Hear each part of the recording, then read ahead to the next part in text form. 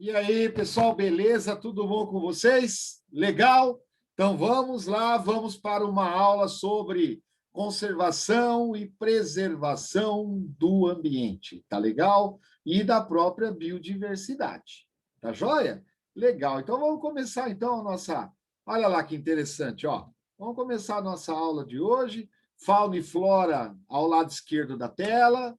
E aqui o principal responsável por tudo isso que vai ser o ser humano, né? Nós devemos acolher o nosso planeta da melhor forma possível para que possamos, na verdade, guardar para o futuro das nações, né? Essa biodiversidade e o planeta e todos os seus recursos. Tá joia? Legal? Nossos netos e bisnetos deverão passar por isso. Muito bom. Então, vamos começar o nosso trabalho falando um pouquinho sobre preservação da biodiversidade. Preservação quer dizer, na verdade, você vai levar em consideração a sua relação com o meio ambiente. Então, todos os organismos que aqui vivem no planeta devem aprender de forma harmônica a lidar com o ambiente. E quando for de forma desarmônica, que ela, na verdade, não traga prejuízos ao ambiente. Então, o ambiente nunca pode ser ou nunca poderá ser prejudicado. E quando eu falo da biodiversidade, eu estou falando de organismos que vão desde bactérias, protozoários, fungos, grupos dos vegetais e os grupos dos animais, que depois, futuramente, nós vamos falando sobre todos esses grupos. Tá joia? Então, fauna e flora. Microfauna e microflora. Tá joia? Beleza. Então, olha, os principais problemas relacionados com a preservação da biodiversidade giram em torno da agressão ao ambiente. Lembrando que nem toda agressão ao ambiente decorre da ação humana. Ela nem sempre é antrópica ou antropológica, tá legal? Ela, na verdade, ela pode ser também natural. Então, olha que interessante, ó. A destruição em massa dos espaços naturais. Olha aí que interessante o incêndio. Vou dar um exemplo para vocês, né? O calor excessivo devido ao efeito estufa, o calor global, pode levar a determinados locais, determinadas localidades, pode levar ao incêndio florestal, é um exemplo, tá joia? Muito bom. Lembrando que o incêndio florestal, você vai ter problemas relacionados à fauna e à flora. A flora, na verdade, sendo mostrada aí para vocês nessa imagem, né? Os vegetais, principalmente as árvores, capim e tudo mais, entram, né? Acabam entrando em combustão, acabam pegando fogo, e com isso os animais são obrigados a migrar, né? Ou seja, sair desse local. Ô, Jorge, mas como que eles migram? Eles vão, na verdade, correr, vão voar, vão nadar, e os filhotes, geralmente os filhotes que podem ser carregados pelas mamães são carregados, outros ficam à deriva e acabam morrendo durante o incêndio. Isso aconteceu aqui no Pantanal um tempo atrás, onde vocês viram a televisão mostrando, na verdade, problemas relacionados com onças que acabaram queimando as patas e aí acabam não conseguindo mais retornar ao seu ambiente natural porque perdem a capacidade de correr, perdem a capacidade de se defender e assim por diante. Isso é só um dos exemplos. Legal. Aqui o desmatamento, a retirada excessiva de madeiras, principalmente madeira de lei, que não poderia ser retirada. A Amazônia brasileira sofre muito com isso. Por que a Amazônia brasileira? Porque a Amazônia são vários países que dividem esse bioma. Depois nós vamos falar sobre isso um pouco mais tarde, sobre os países que fazem aí fronteira com o Brasil e acabam dividindo a Amazônia. Beleza.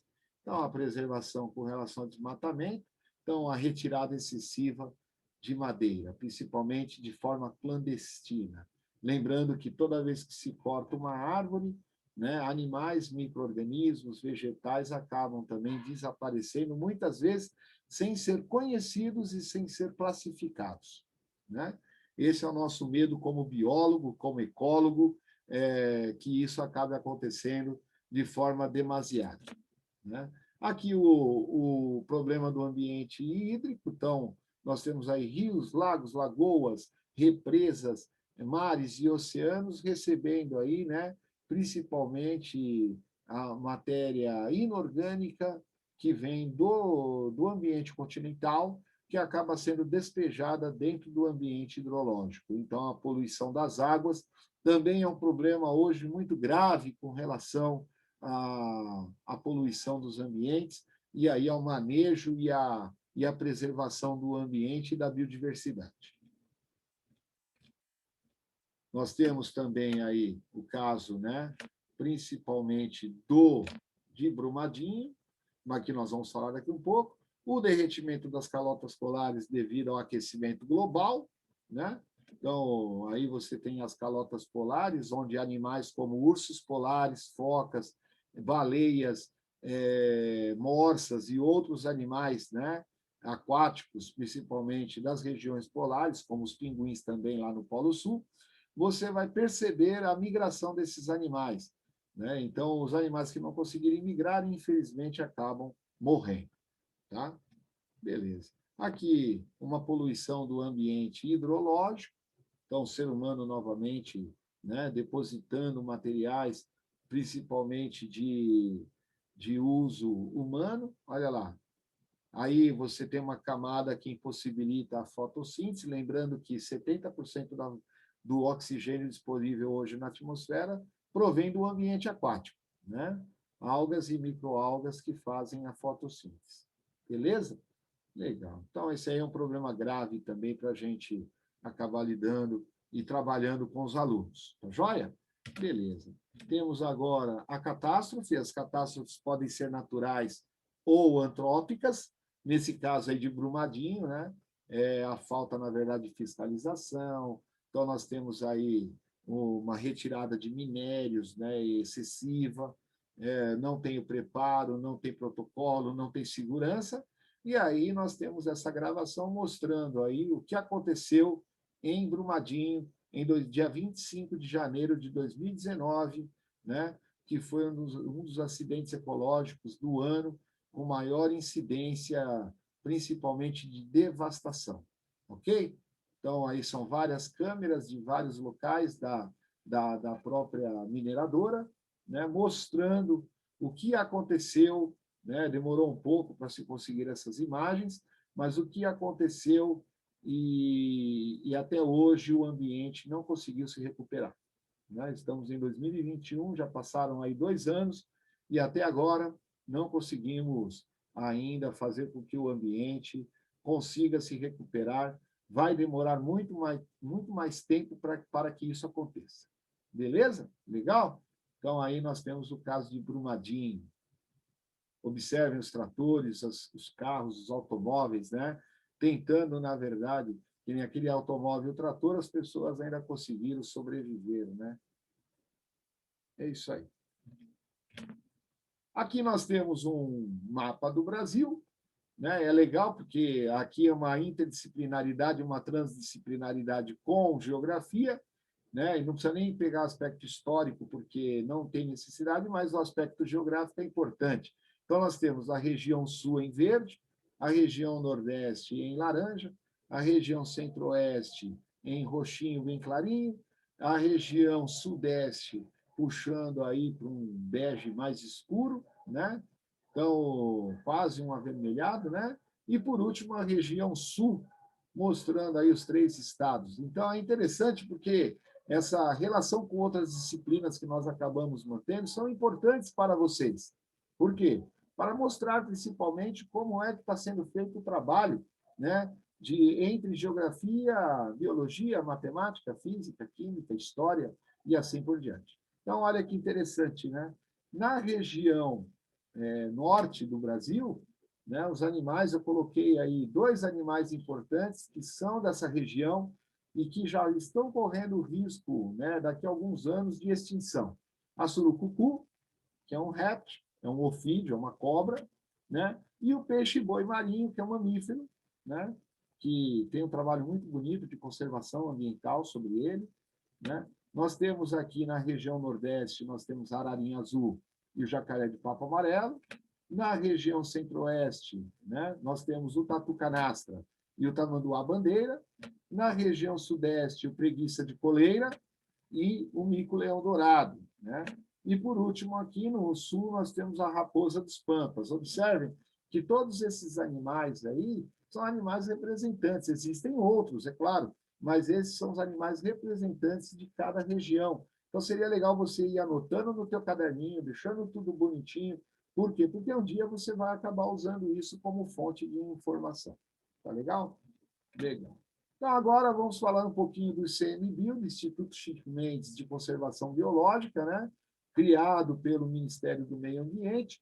Então, esse instituto, na verdade, ele tem as suas unidades de conservação, dentre elas, 320, né, são administradas pelo próprio instituto, né, 162, né, já apresentam o manejo, plano de manejo de animais, né, e até de vegetais, e 80 ainda estão ainda em elaboração. Tá? Esse daí foi um dos dados que eu consegui tirar, um dos últimos dados estatísticos com relação ao Instituto, né, Chico Mendes de Bioconservação dos organismos brasileiros. Tá joia? Então, aí nós temos um mapa do Brasil configurado, né? E aí nós temos aí as colorações, mas o que interessa, na verdade, é o que vai escrito nessas colorações aí, tá legal? Então, nós temos o bioma amazônico, com 52% de unidades de conservação com plano de manejo. Então, observe que, né, o implemento aí do governo e o implemento do instituto, mais as unidades de conservação, ela já está bem ativa, já está trabalhando, já está indo de forma bem, né, adequada. Legal? Tá, aqui nós temos o bioma do Cerrado, mostrando aí 48%, né? Já está também um trabalho muito bem interessante sobre o manejo de animais, né, nas unidades de conservação. Aqui nós temos o bioma da Caatinga, né, também já com unidade de manejo e planejamento. Aqui nós temos o bioma da Mata Atlântica, em amarelo está escrito a Mata Atlântica, né? 60%, observe que, e é claro que a Mata Atlântica perdeu muito desde quando o Brasil, né, foi aí, eu vou usar um termo que eu não gosto de usar, mas foi invadido, né? Que ninguém pediu para entrar, invadido aí pelos colonizadores, e aí tivemos um trabalho aí muito mal feito, que foi a exploração principalmente de minérios, exploração dos ambientes, né, fazendo com que essa mata atlântica diminuísse drasticamente do que era o seu natural. Beleza? Aqui nós temos o bioma Pantanal, com 50% de unidade de plano e manejo, e aqui nós temos o bioma dos Pampas, né, também com 50%, e aqui o bioma da costa, ambiente costeiro, né, ambiente marinho, com 41% de plano de manejo de animais e algas, principalmente. Tá legal? Os animais, quando nós falamos, são desde os invertebrados até os mamíferos, tá bom? Legal? Então, hoje, fica por aí a nossa aula de hoje. Agradeço aí a presença de vocês e vamos lá, só para vocês responderem no seu caderno, responda essas perguntinhas, né? O que é uma unidade de conservação? Qual a sua relação com a biodiversidade? Né? O que é o Instituto Chico Mendes? Né? Beleza, tá joia? Então, um abraço a vocês, muito obrigado pela aula de hoje, tá bom? E até a próxima.